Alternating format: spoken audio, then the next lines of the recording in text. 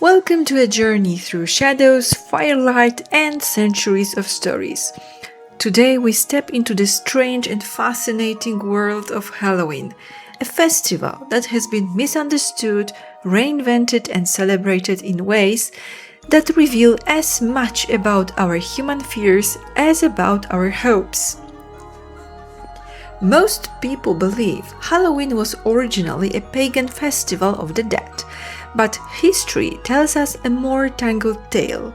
The word Halloween simply means the eve of Hallowtide, the night before All Saints' Day, the 1st of November, and All Souls' Day, the 2nd of November.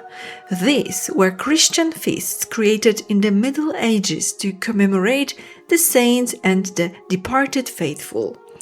In Ireland, however, the date overlapped with Samhain, the turning of the year, the beginning of winter. It was a time of gathering, feasting, and of course, storytelling. No wonder the two traditions melted together, creating the spooky candlelit night we know today. Halloween was not always about horror movies and candy. In the 19th century, it was about games of love and destiny. Two nuts were placed on the fire. If they burned quietly side by side, love was true. If they jumped apart, the romance would end.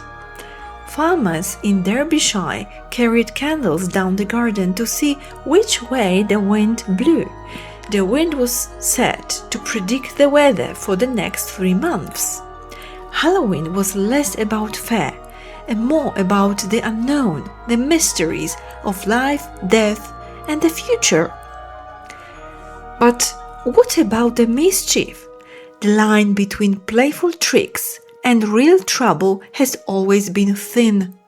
In parts of England, the night was also called Mischief Night.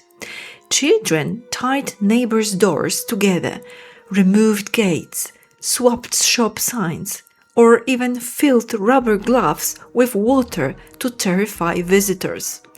In Lancashire, one group of pranksters carried a tin of animal blood from the slaughterhouse, threw it over a farmer, and fired a gun in the air, leaving him to think he had been shot. It was wild, chaotic, and, as some said, the one night of the year when the laws of the land did not apply. So when did trick or treat arrive? Not until the 1970s and 80s did children in Britain start dressing as witches and ghosts, knocking on doors with the magical words from America, "Trick or treat!" Films like E.T. in 1982 showed children in costumes, pumpkins glowing in the night, and suddenly the American style of Halloween swept across the world. Of course, not everyone welcomed this. Some churches warned against the dangers of Halloween, calling it an invitation to the occult. Newspapers filled with complaints about children demanding money, frightening the elderly, or vandalizing property. Yet, despite protests, Halloween only grew stronger because it speaks to something deep within us, our need to face the dark, to laugh at fear, and to play with shadows before winter's long nights. By the late 20th century, Halloween's parties became the highlight of the season. Guests came dressed as witches, vampires, and demons. Diaries from as far back as the 1920s describe apple ducking, candlelit games, and homemade horrors, green light bulbs, painted signs warning abandoned hope, all ye who enter here, and even rubber gloves filled with cold water to spook the brave. And today, Halloween is more popular than ever. It is no longer just for children. Adults too embrace costumes, haunted houses, and themed parties.